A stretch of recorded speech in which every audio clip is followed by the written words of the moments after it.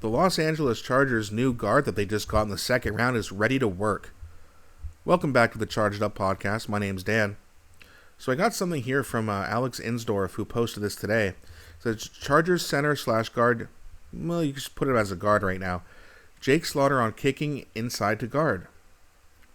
My thing is, I'm going to go out and compete and do everything I can to be the best version of myself. Says the cross training started during the pre-draft process and is more of a focus now. Yep.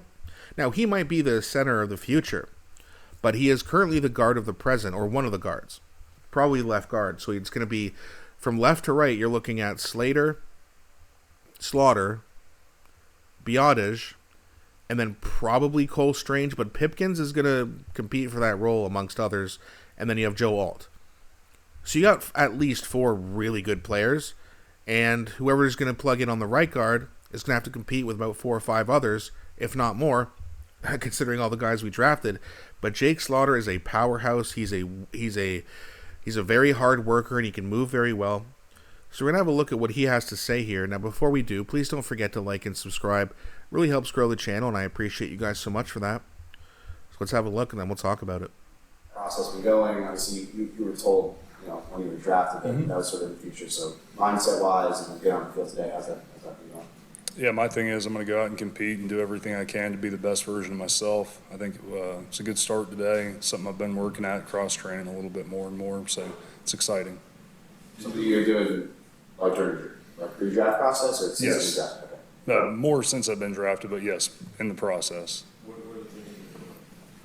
When you say cross-training to prepare for the switch, what particularly do you know? Offensive line drill work. Yeah, well, sorry, like that was no. What's different preparing for center than No, I think for me it's always the difference in space. Like it happens a lot faster on the insides. What guy says, and then you realize it happens a lot. It's just a difference between the Mike and I now and the Mike and I here, as opposed to all the way. You know what I mean?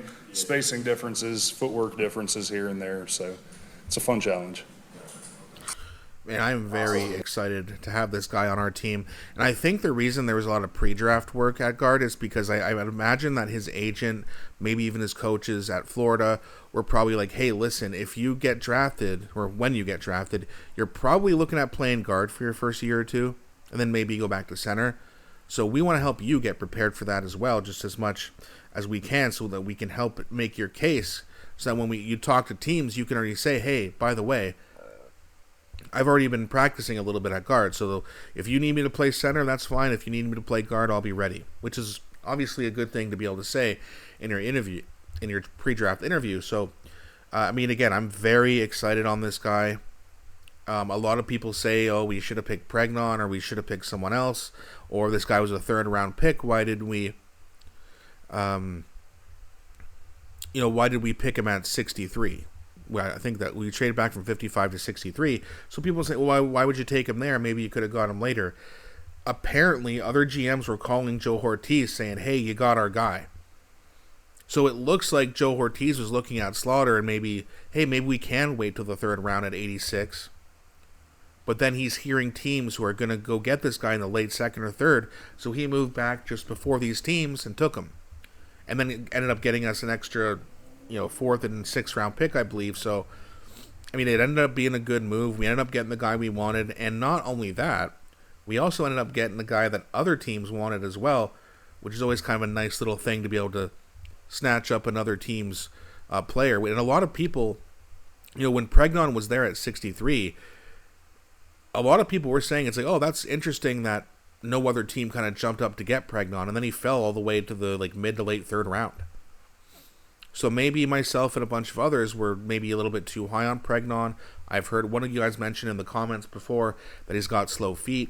So maybe that's got something to do with why he fell. Either way, I'm very comfortable with Jake Slaughter going into next year. And I can't wait to finally see Justin Herbert get some damn protection.